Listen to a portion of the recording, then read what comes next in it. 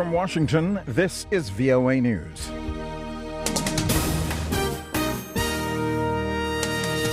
An Israeli soldier earlier thought missing, now confirmed dead. Ebola patient now in the U.S. for treatment. I'm Vincent Bruce reporting from Washington. The Israeli army says it has determined that 23-year-old soldier it earlier said was captured by Hamas on Friday was killed in action. An army spokesman says its chief rabbi determined Second Lieutenant Hadar Goldin is dead and personally delivered the news to his family. The army initially said Hamas fighters abducted Goldin when a suicide bomber attacked Israeli soldiers, dismantling a tunnel near Rafa Friday. That attack left 2 other Israeli soldiers dead and ended a ceasefire after a little more than 1 hour. Earlier in the day, Saturday evening, in a televised address, Israeli Prime Minister Benjamin Netanyahu said Israeli troops will finish the job of destroying Hamas tunnels under the Gaza-Israeli border and continue to operate in accordance with Israel's security needs. Mr. Netanyahu called on the international community for its support. I call on all responsible international leaders and decent people everywhere to stand with Israel now.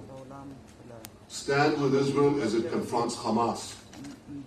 Stand with Israel as it defends itself against Hamas' deliberate and indiscriminate attacks on our civilians. Meanwhile, Israeli forces continued to strike targets in southern Gaza Saturday, a day after that collapse of a short-lived ceasefire agreement. Palestinian officials said some 50 Palestinians were killed. VOA's Scott Bob reports from Gaza. The Israeli military struck targets across Gaza, including the Islamic University and an insurance company in Gaza City and dozens of homes near Rafah in southern Gaza. Israeli officials said their military offensive would continue until the network of tunnels and rocket launching sites in Gaza is eliminated. The Israeli military told residents of the northern neighborhood of Beit Lahia late Saturday that they could return home, indicating that Israel's ground operations there had ended. But residents were also warned to watch out for explosive devices planted there by Hamas fighters that may still be in the area. Scott Bob, VOA News, Gaza. A doctor who was stricken with the Ebola virus while helping victims in Liberia has returned to the United States, becoming the first known Ebola patient on U.S. soil. Dr. Kent Brantley was flown from Liberia to the southern U.S. state of Georgia on Saturday in a specially equipped chartered medical plane for treatment at Emory University in Atlanta. In Guinea's capital, Conakry, the head of the World Health Organization, Margaret Chan, announced Friday that the leaders of West Africa's Ebola-stricken nations gathered to finalize a $100 million emergency response to the health crisis. They agreed to focus special attention to the cross-border areas, where the 3 countries, meet.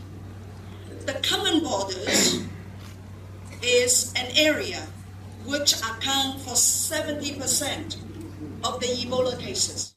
Dr. Chan met with the presidents of Guinea, Liberia, and Sierra Leone. U.S. President Barack Obama said Friday that the United States is closely following the situation in West Africa and ahead of a summit next week in Washington for nearly 50 African leaders. Citing a need for more clarification by presidential candidate Abdullah, Afghan officials say the auditing of votes from the country's runoff election has been suspended. Officials say the count is delayed because Abdullah has not yet agreed on how ballots will be determined to be valid or invalid. Analysts say Afghanistan's economy is being hurt by the political uncertainty, and further delays in the election audit could seriously jeopardize Afghanistan's future. International investigators have recovered the remains of more victims at the Malaysia Airlines wreckage site in eastern Ukraine. Alexander Hug with the Organization for Security and Cooperation in Europe mission in Ukraine says the team of 70 Dutch and Australian investigators completed their work for their second day of the 20-square-kilometer crash site on Saturday. He also told the French news agency AFP that the artillery hit about 2 kilometers away, but his group is prepared for the possibility of being fired upon in that area. There's more on all of these stories at our website, voanews.com, 24 hours a day. I'm Vincent Bruce in the VOA Newsroom, reporting from Washington.